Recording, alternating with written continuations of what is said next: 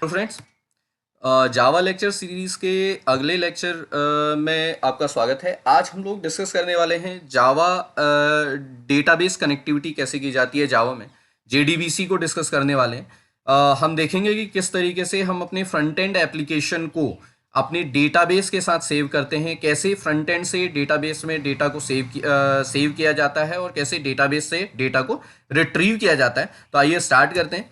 आज जो टॉपिक हम लोग डिस्कस करने वाले हैं उसमें है सबसे पहले कि भाई जेडीबीसी है क्या, what is JDBC, then need of JDBC, और लास्ट में हम लोग डिस्कस करेंगे जेडीबीसी ड्राइवर्स को, कि कौन कौन से ड्राइवर्स आप लोग यूज करते हो और कैसे यूज किए जाते हैं।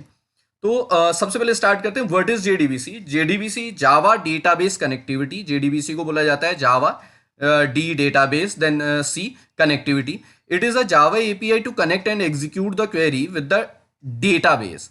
क्लियर। तो ये क्या है, जो जेडीबीसी है ये आपका एक जावा एपीआई है, जिसके एक इंटरफेस है जिसके थ्रू आप क्या करते हो, फ्रंट एंड को बैक एंड के साथ कनेक्ट करते हो। यानी एक सीधा सा एग्जांपल देखें तो हम लोगों ने जो लास्ट लेक्चर्स में हम लोगों ने स्विंग की कोडिंग की थी, तो वहां पे हम लोगों ने क्या किया था, एक रजिस्ट्रेशन फॉर्म डिजाइन किया था।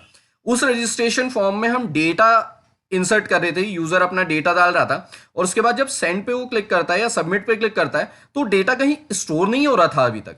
ठीक, तो अब हम लोग क्या करने वाले हैं, जैसे ही वो सबमिट पे क्लिक करें तो वो डेटा मेरा कहां चला जाए, हमारे डेटाबेस में स्टोर हो जाए, ताकि हम बाद में उसे रिट्रीव कर सकें अपनी नीड के अकॉर्डिंग, अपनी रिक्वायरमेंट के अकॉर्डिंग हम उस डेटा को एक्सेस कर सकें। तो जावा जो जेडीबीसी है वो यही आपको एक इंटरफेस प्रोवाइड करवाता है, जिसके थ्रू आप क्या कर रहे हो, फ्रंट एंड को बैक एंड से कनेक्ट करने का काम कर रहे हो।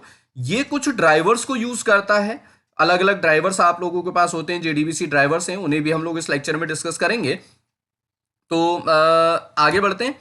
इस डायग्राम से अगर हम जेडीबीसी को समझने की कोशिश करें तो यहां पे देखिएगा, जो ये जावा एप्लीकेशन ये है हमारा फ्रंट एंड, कि हमने कोई एप्लीकेशन बनाया, जैसे हमने कहा अभी स्विंग प्रोग्राम हम लोगों ने बनाया था, एक रजिस्ट्रेशन फॉर्म हम लोगों ने बनाया था, तो ये रजिस्ट्रेशन फॉर्म है हम लोगों का।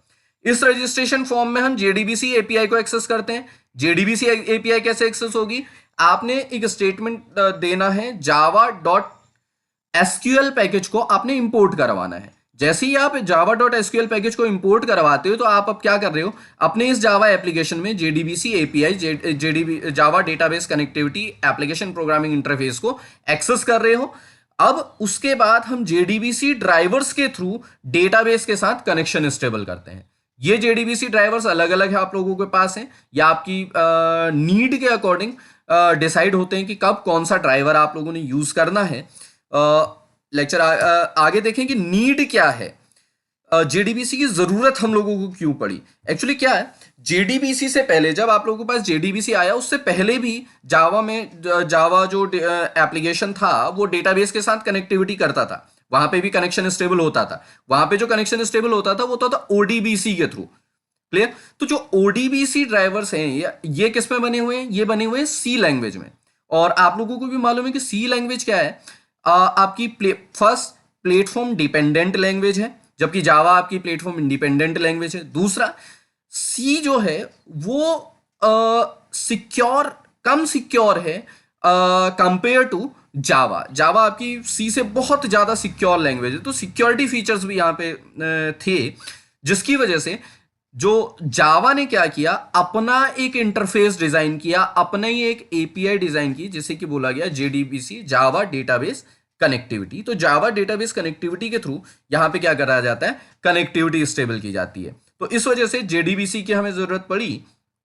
और जेडीबीसी के थ्रू हम कर क्या कह सकते हैं, जेडीबीसी के थ्रू हम क्या कर सकते हैं, हम कनेक्शन स्टेबल कर सकते हैं अपने फ्रंट एंड और बैक एंड के बीच में।